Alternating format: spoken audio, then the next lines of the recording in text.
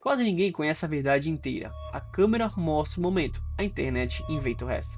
E é assim que em pouco tempo alguém pode ganhar uma multidão de seguidores, apoio, fama, influência, sem que ninguém realmente saiba quem é essa pessoa fora daquela história. Mike Leão desmascarado. E daí entra no meu perfil, dá de cara com uma publi pra Copa do SBT.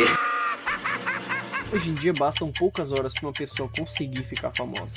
Não pelo trabalho, não pelo talento, não por uma história que conhecemos por completo. Às vezes, basta um vídeo, uma câmera ligada, uma fala emocionada, até uma lágrima. E de repente, milhares de pessoas passam a acompanhar aquela vida como se conhecessem tudo o que aconteceu antes daquele momento. Seguem o perfil da pessoa, defendem nos comentários, atacam quem discordam, criam teorias, transformam uma pessoa comum em um personagem principal da internet. Entretanto, existe um detalhe perigoso em tudo isso, porque na internet a emoção não chama apenas atenção, a emoção cria autoridade.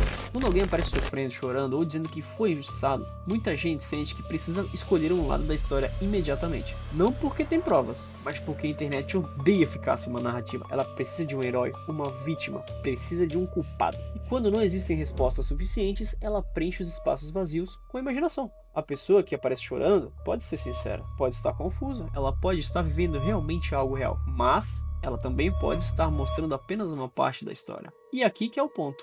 Não é que toda lágrima diante de uma câmera seja falsa. É que uma lágrima nunca deveria ser o suficiente para entregar poder a alguém. Porque quando milhares de pessoas seguem, defendem e transformam alguém em um fenômeno por conta de minutos de vídeo, aquela pessoa deixa de ser apenas alguém vivendo um problema. Ela ganha a multidão, e a multidão dá força, dá dinheiro, dá defesa, dá influência, dá poder para controlar a própria versão da história. Mas isso não é uma invenção na internet. Ao longo da história, pessoas sempre foram influenciadas por quem conseguia causar emoção. Na Grécia Antiga, Aristóteles já explicava que as pessoas não eram convencidas apenas por argumentos ou provas. Elas também eram convencidas pelo sentimento. Quem consegue despertar o medo, pena, raiva ou esperança em uma multidão, passa a ter uma força enorme sobre ela. A diferença é que antes essa multidão estava reunida em uma única praça. Hoje ela está espalhada em milhões de celulares e ela reage muito mais rápido. Antes de entender uma história, as pessoas já seguem. Antes de conhecer alguém, já defendem. Antes de saber o que aconteceu, elas já transformam aquela pessoa em um símbolo. Eu venho guardando uma mágoa dentro de mim, às vezes eu tento transparecer uma felicidade aqui pra vocês. O cabo desenrolado, tá ali, no pra luta. Sou um trabalhador, mas não tem como. Como é que eu vou andar nesse país? E quando isso acontece, o indivíduo deixa de ser visto como alguém complexo. Esperado, eu não posso sair pra fora da minha casa lá na frente, eu não posso nem ver os bichinhos. Parece os zumbis, querem gente ir buscar o preto, tudo escuro. Ele vira só um personagem, a vítima, o injustiçado, o perseguido, o mentiroso, o herói improvável. De você inventando mentiras sobre mim. Eu tentei me matar por causa de você.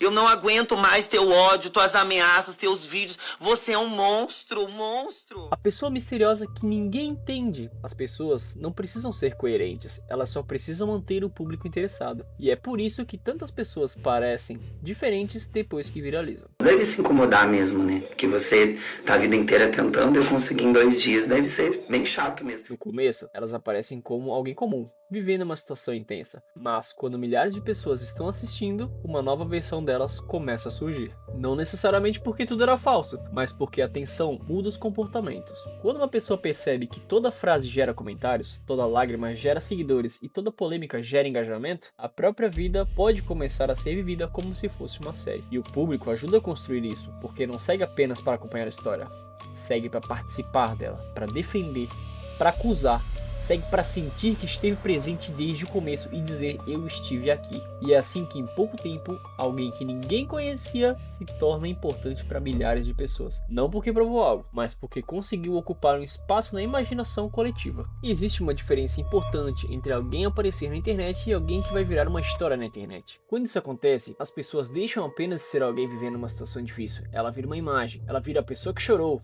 a vítima de uma história, o cara que ninguém acreditou, a pessoa sofrida, a batalhadora. E a partir daquele momento, o público não acompanha mais quem ela é. O público acompanha o personagem que se criou sobre ela. Em 1967, o filósofo Guy Debord escreveu uma frase que parece ter sido feita exatamente para explicar a internet de hoje. Tudo que era vivido diretamente se afastou em uma representação. Na época, ele falava sobre a televisão, publicidade, jornais e a forma como a sociedade começava a transformar a vida em imagem. Mas hoje isso acontece em uma velocidade muito maior. Uma pessoa vive algo real, filma, publica. Em poucos minutos, aquilo deixa de ser apenas uma experiência individual, vira conteúdo, discussão, corte, teoria, vira uma narrativa em que milhares de pessoas se sentem no direito de participar e opinar. E talvez seja por isso que a internet desconfia tanto de quem chora diante de uma câmera. Não apenas porque existem pessoas que manipulam emoções, mas porque nós já não conseguimos mais olhar uma emoção sem imaginar o que ela pode render. Seguidores, curtidas, defesa, ataques, fama, atenção, críticas. O choro nem precisa ser falso para virar um produto. E essa que é a parte mais estranha. Uma pessoa pode estar sofrendo de verdade e mesmo assim a dor dela pode acabar sendo usada como entretenimento por quem assiste. Porque quando milhares de pessoas passam a acompanhar aquela história, o sentimento deixa de pertencer apenas a quem está vivendo. Ele passa a pertencer também à audiência. A audiência sempre vai entender mais, sempre vai querer mais. Ela quer saber quem tá certo, quem tá mentindo, qual que é a próxima postagem. Ela quer encontrar uma pista nova, descobrir teorias. Ela quer transformar cada detalhe em uma prova de alguma coisa. Só que os seres humanos não cabem em uma narrativa simples. Uma pessoa não é apenas uma lágrima que mostrou, não é apenas o vídeo que publicou, não é apenas o papel que a internet decidiu entregar para ela. Mas quando alguém viraliza, é exatamente isso que acontece. A pessoa é reduzida a uma cena e depois precisa viver carregando aquela versão que milhões de desconhecidos criaram sobre ela. Talvez o problema não seja confiar demais em quem chora diante de uma câmera. Talvez o problema seja achar que uma câmera é capaz de mostrar uma pessoa inteira. Porque ela não mostra, ela mostra o momento. E o resto,